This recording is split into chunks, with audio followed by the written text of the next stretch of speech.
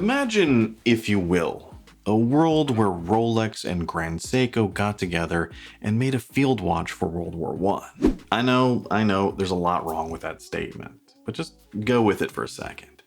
Now imagine if that were possible. What kind of watch would they have created? I think it would look something like this, because that's the simplest way I can describe this one. It's the Wise Asura, which also happens to mean demon. And it's got to be one of the most interesting watches I've seen from Wise Timepieces. And if you know anything about Wise, that's saying something. Because not only is this one made with 904L steel, but it's also Wise's first watch to use a Swiss movement, as well as it's one with a pretty unusual design. One that's kind of hard to pin down in terms of what exactly it is. I mean, is it a dress watch? Is it a sports watch? Is it a field watch? That's kind of the question you should be asking yourself with this one. And in a way, I think it winds up being a combination of all of those. Let me explain. But before I do that, I do need to point out that this watch was given to the channel by Wise, and they aren't asking for it back, which was the whole reason the promotional tag was up at the beginning, just in case you didn't catch it. But let's get back to the watch, and I first want to talk about the more dressy elements with this one, because I think that's what you really see when you first look at it. It's the most obvious parts of it, with its eye-catching red galoche dial and this really unusual case design. Now, like a lot of Wise's watches these days, the case is made with 904L steel rather than 316. This is something we've talked about in other videos in the past. 904 is the same thing Rolex uses with their oyster steel. And there's a few other companies that use it as well, but not many. Now, there are some slight differences between 316 and 904. With the big one being that 904 takes on a higher, nicer polish. Something the Asura takes full advantage of here with its case, as when you look down, most of the top is fully polished, with only the curvy sidewalls of the case and the inside lugs being brushed. And the brush sides is something I like here, as I think it does help avoid some little minor scratches in the long run. But straight down, and this thing is all eye-catching polish, along with these very unusual lugs, which briefly narrow down and then organically twist outwards, as well as there's still this little bit of a brush twisted chamfer on the inside, so it comes off as a little bit Omega and a bit Ming. I think someone called these demon horn lugs, which is appropriate considering the name. But for me, when I look at this case and see that it's paired with this vibrant galoche dial and diamond-shaped hands, and to me, it feels like a dress watch. Something very elaborate and elegant, maybe something a bit Art Deco, perhaps something from another time. And I think this is also further reinforced by the very nice leather strap that comes on the watch. Now, this particular one came with a black shell cordovan, but I also believe you have a few other options, including a Crazy Horse leather. But no matter which one you pick, you're picking a pretty good, really nice quality leather strap, and one that looks fantastic, and I think also adds to that sense of elaborate elegance. However, the specs here seem to tell a different story, and one that's more of a sports watch. First off, let's look at the size. With this case shape and this dial, I would have thought 36 to 38 millimeters would be perfect for a dress watch like this. But here, Wise went with a 40 millimeter. And I don't think they did it by accident or that it was a mistake. This was on purpose, because I think they wanted something a little bit larger, a little bit more casual. It also comes with a screw-down crown and 100 meters of water resistance, all around about 12.4 millimeters thick, giving this one all the capabilities of a modern Gata watch or a go-anywhere-do-anything watch. And if there's one thing I can say about this year in the world of watches, it seems to be the year of the Gata watch. But if that wasn't enough, they also included this fitted rubber strap with the watch, just to kind of remind you not to be afraid of water with this one. And both of those straps do come with quick release. Now, as a side note, this fitted rubber strap is fantastic. I love it. The Shell Cordovan strap is great. I love Shell Cordovan. But this has got to be one of the best rubber straps I've come across. And outdoors, when the light hits this watch just right, it looks amazing. The vibrant red dial comes to life, and I just love how it contrasts with the black rubber. It's different and bold, but looks great, and it's also extremely comfortable on my 7¼ inch wrist. And lastly, let's talk about the field watch elements here, or at least what I think are field watch elements. And I think that's the overall dial design, where the outer edge of the dial turns more into this flat matte base, which is then populated with metallic Arabic indices and dashes, with the Arabics being there for every other index. Kind of similar to the way a Seiko Alpinist looks. And then all of this is surrounded by a train track chapter ring, making it also very usable and easy to read with these long hands.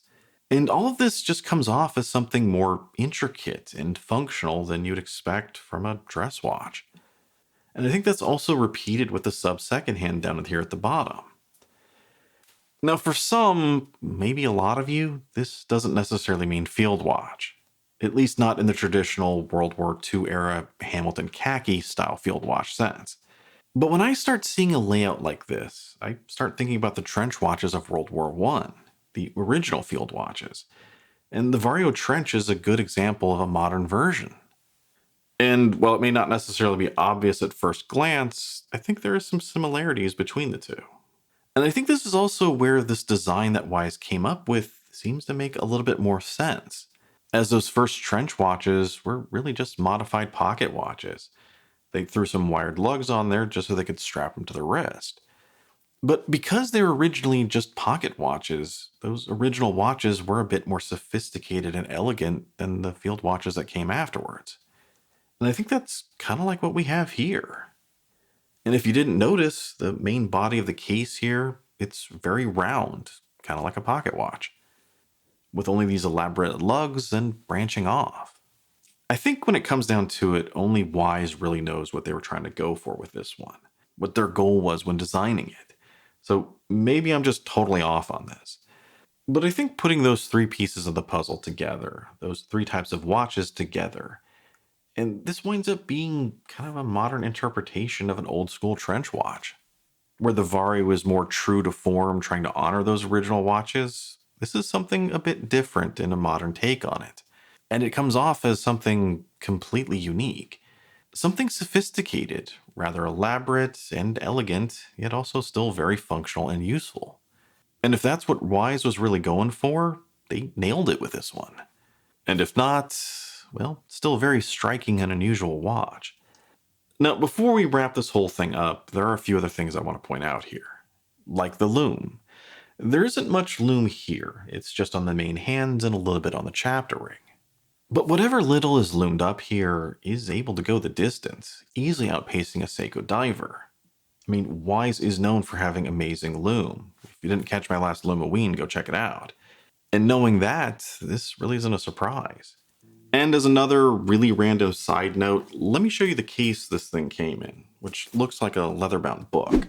One where when you open it up, there's a place for everything, and I can really appreciate that organization. But when I first saw this thing, I immediately thought of the Necronomicon from Army of Darkness. Remember, I'm a geek here. And considering the name of the watch translates to demon, and I couldn't help laugh a little at that. I don't think it was done on purpose, but I still think it's kind of funny. But back to the dial, and at the center of all of this, there's also the text. Now, I know they have to have the text somewhere here, but for some reason, the bold white font just doesn't work for me. It just seems to stand out too much, and maybe they should have just gone with the brand's logo or something else. Another thing is that this is not a watch that looks great in macro. As I said before, when it's on your wrist and the light hits it, it looks amazing. But in macro, when you zoom in, it's like zooming into a digital picture where all the pixels just come out. And it winds up looking just really rough and grainy. Now, the rest of the watch, I mean, the finishing of the case is fantastic, the straps are amazing, the hands look great, but the dial winds up being a little bit of a stumbling block for me, at least when you get to the price, which we'll talk about in a second. Just because when you look at other watches in a similar price range and you really start to zoom in and look at the finer details, those finer details aren't really here on this dial.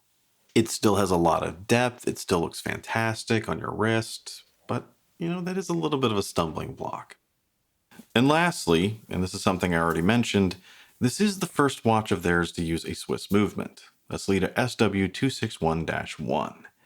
And for fans of the brand, this is a good sign that they're starting to make some inroads and go maybe a little bit more upscale, as previously they just relied on Miyotas. However, this also comes at a cost, literally, as this is one of the more expensive watches from Wise, currently priced at $990 US. Now, considering everything you're getting, I think it's reasonable, but bear that in mind here. Not everyone is looking for a 904 extremely unusual watch, so this is definitely not going to be an impulse buy. So, bottom line, Klaatu Verata necktie. Bottom line here is that no matter what way you look at it, this is a pretty unique, elaborate, and beautiful watch. It's sharp, it's sophisticated, and it's also one that's also very capable and usable.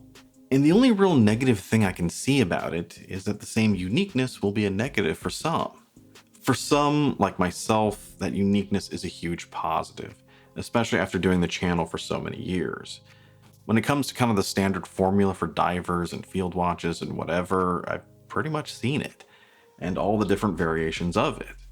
So it's really cool to see something very different. And I've really enjoyed my time with this one. It's comfortable, easy to read, and very striking with very capable specs.